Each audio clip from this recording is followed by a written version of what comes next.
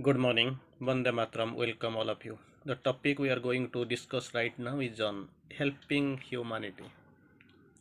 Helping humanity. Most of the time it is told service to mankind is service to God. But actually problem is that before helping Manav Seva, Madhav Seva, when you serve the humanity, human being, naturally you are serving the divine. But there is also some problem are there. People in which motive, in which attitude people actually render their help to the society, to the humanity at large, they don't know. There is a selfish motive also. Maybe, even if it is not found in all, but mostly it is seen. He serves the world that him the world may serve. He has got the hidden agenda, wants to be served.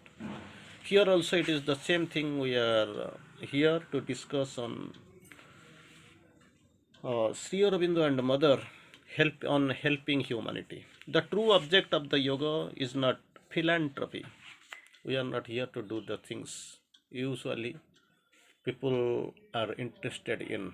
But our purpose, our object of yoga is not philanthropy, but to find the divine.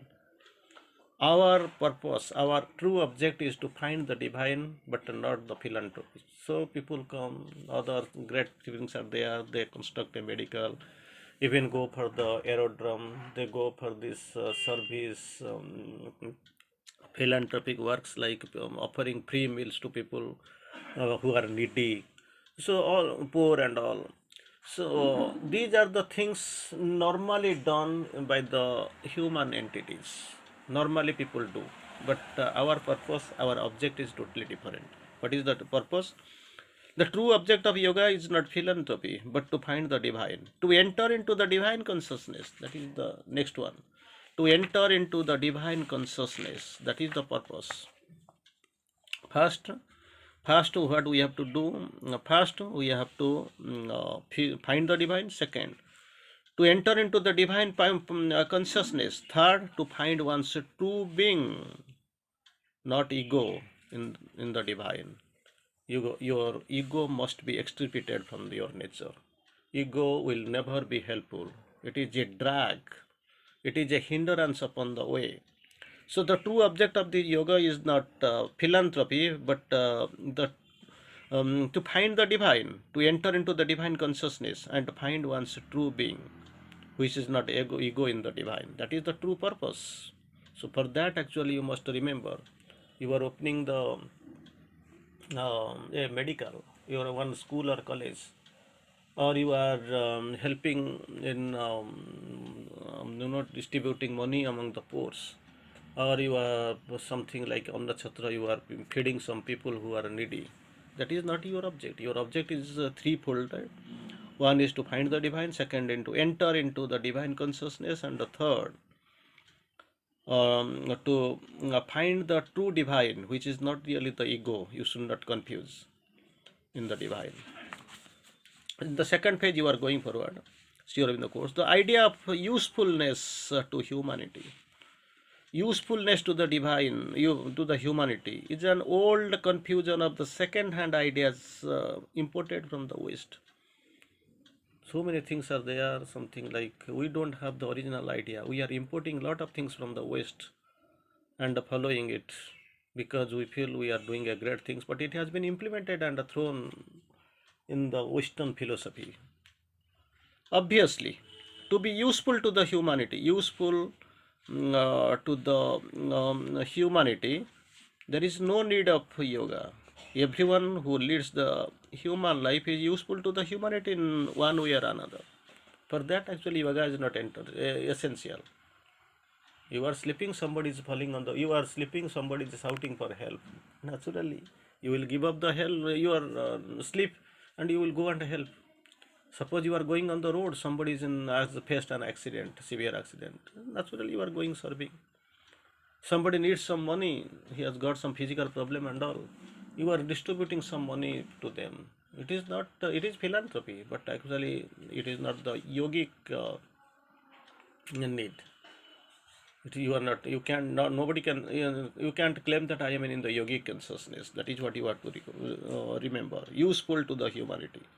For that, you can come. Anybody can come. But for that, actually, yoga is no need of yoga.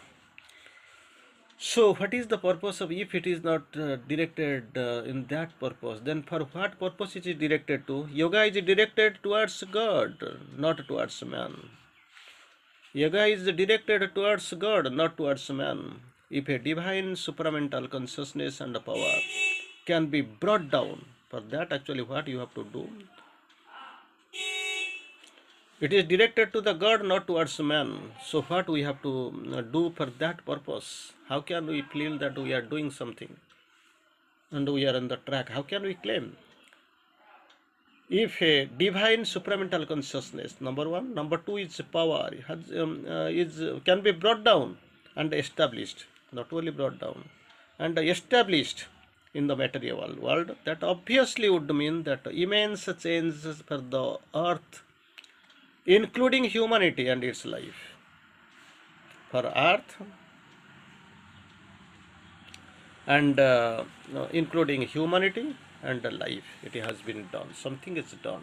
For that, actually, you must try, and your endeavor will be there. With that aim and objective, how to go? What is that?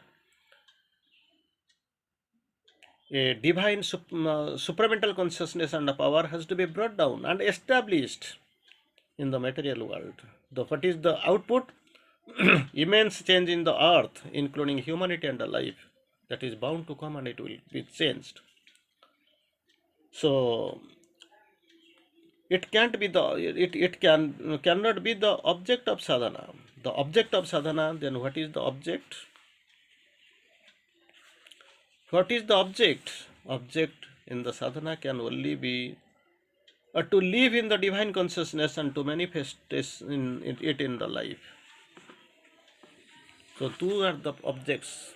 Your object is like it is bidirectional. One, to live in the divine consciousness, that is the first thing. Second, to manifest it in the life. For that actually you are doing the sadhana. But we don't know really what we are doing. People are in the ordinary consciousness, they don't know, they don't have the idea that these are the things existing in the dictionary, not in the human discovery, material dictionary, what you observe, what you find, but it is in the yogic discovery. Two things you must do.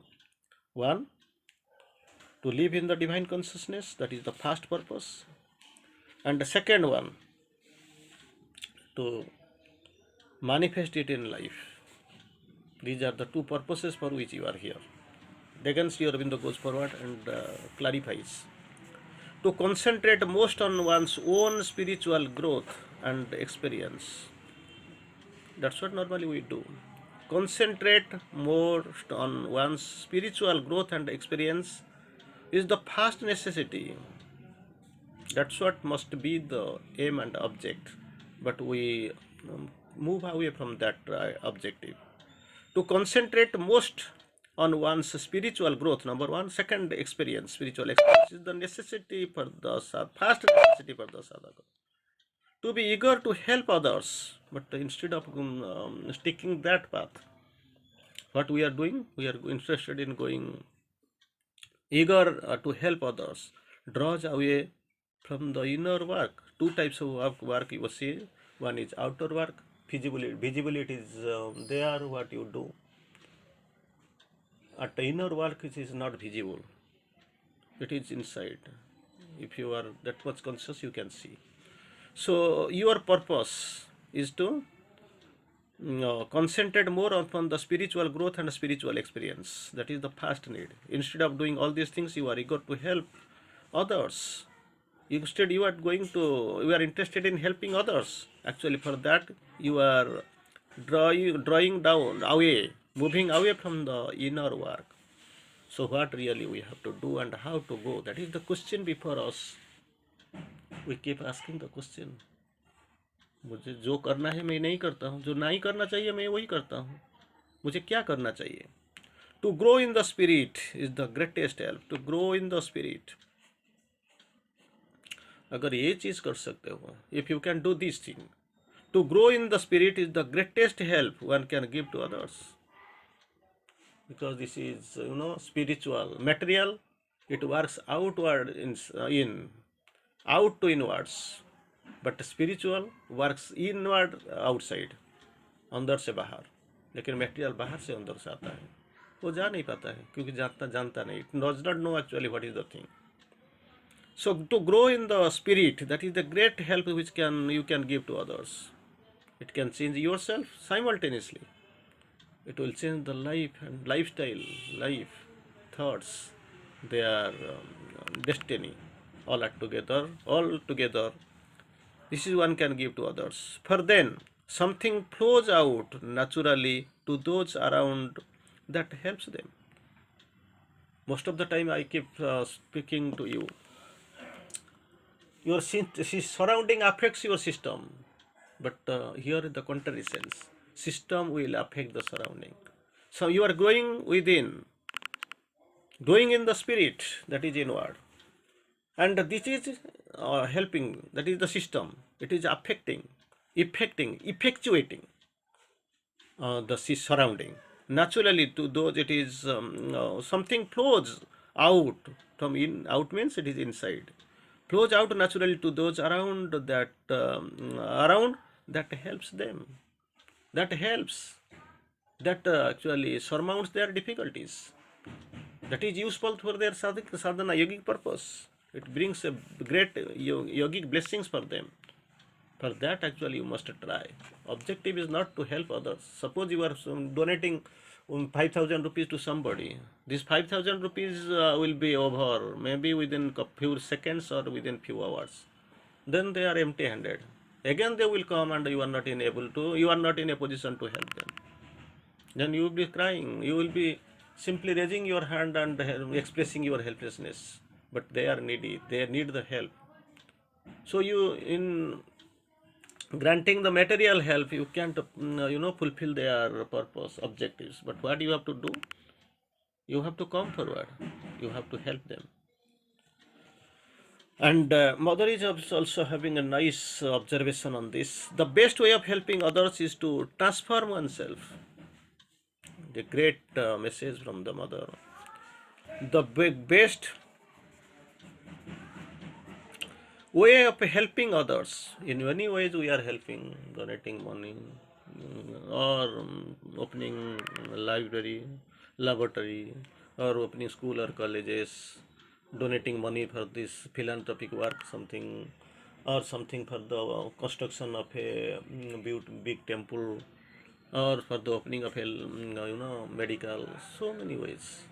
But mother course, these are all, these philanthropies, it hinders rather than helps. It helps less and hinders, drags more. The best way of helping others is to transform oneself. You try to transform yourself. Be perfect and you will be in position to bring perfection to the world. So beautiful, and this unforgettable message by the mother. The best way of helping others is to transform ourselves. So be perfect, that is the requirement, and you will be in a position to bring perfection in the world. Be the change you want to see. In many occasions we have discussed, we have of course quoted this line, message, divine message. Here also, the best way of helping others is to transform oneself. Second, be perfect and you will be in a position to bring perfection into the world. And lastly, I want to quote a nice quotation from the mother. We don't fight against any creed and any religion. We don't fight against any form of government. We don't fight against any social class. We don't fight against any nation or civilization. We are fighting division, unconsciousness, ignorance, inertia, and falsehood. The great thing. We are not fighting against any creed, any religion. We don't fight against any form of government. We don't fight against any social class. We don't fight against any nation or civilization. Then with what we are fighting? We are fighting division, unconsciousness, ignorance, inertia, falsehood.